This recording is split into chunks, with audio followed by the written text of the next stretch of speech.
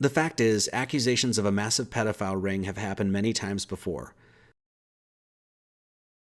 The Australian government had a massive pedophile scandal, and there was an expose done on it on 60 Minutes, which, to the best of my knowledge, never aired in the United States.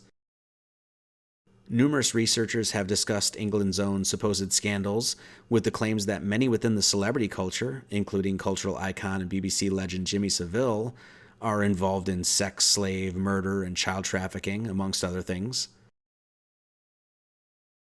We have the Franklin cover-up in the States, which is another very interesting case, in which it was claimed that the entire institute of government and the media itself colluded on covering up a pedophile ring, going so far as to call the FBI the orchestrator and architect of the child trafficking ring.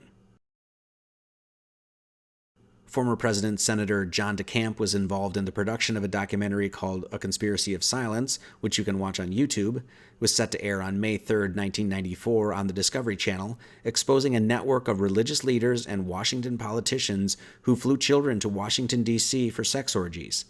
But right before the show was to air, an unknown congressman threatened the TV cable industry with restrictive legislation if the documentary was aired, and thus it never saw the light of day. And last but not least, we have the Hampstead cover-up. The Hampstead case was the most gruesome indictment of this sort of thing I have ever witnessed, with direct accounts from children who were victims of satanic ritual abuse. These children claimed kidnapping, torture, blood rituals, sex, murder, and even cannibalism. The Hampstead cover-up and the implications of it are prime examples of how many different times a child trafficking pedophile ring, a satanically based sex slave ring, has been brought to light by the children affected directly by such madness.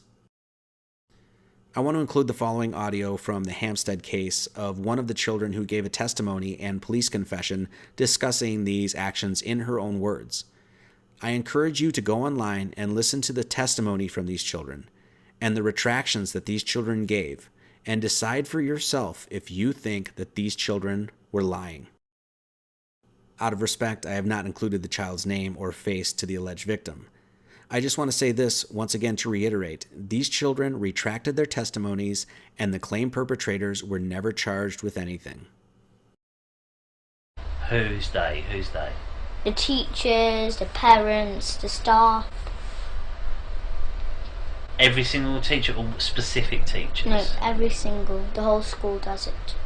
The whole school, and we got our own church too. So because they do that, because after as I said, we kill babies, we drink their blood, we eat them. Okay. But then after so the social services who are in it, they go to families, So the families can't afford, so they get a baby, but they can't look after it or anything. They can't buy food, or they can't buy clothes, they can't look after it.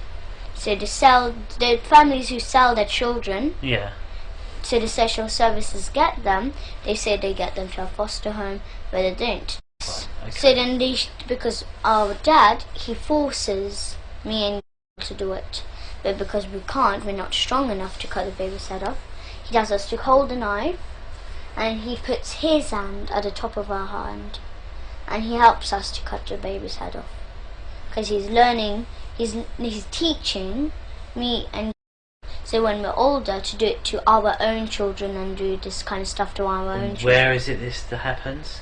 The church, in the kitchen in our church.